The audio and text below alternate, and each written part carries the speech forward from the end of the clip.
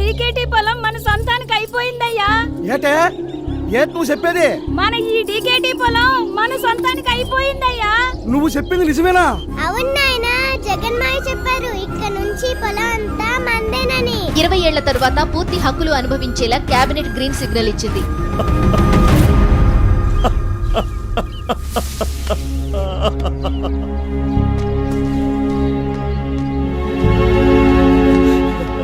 మన ఇంటి తల్లి ఇన్నాళ్ళు పరాయిదల్లో ఉంది, ఇప్పుడు మన సొంతమైంది.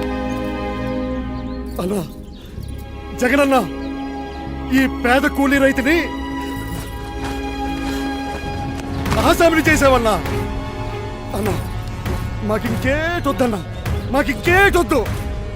ఈ నేల మీద ప్రమాణం వేసి చెప్తున్నానన్నా, ఈ ఊపిరి ఉన్నంత వరకు నిన్ను మరిసిపోవన్నా, నిన్ను మరిసిపోవన్నా. జై జగనన్న, జై జై జగనన్న, జై జగనన్న. రైతే రాజు అని అందరూ చెప్తారు, కానీ జగనన్న చేసి చూపించాడు.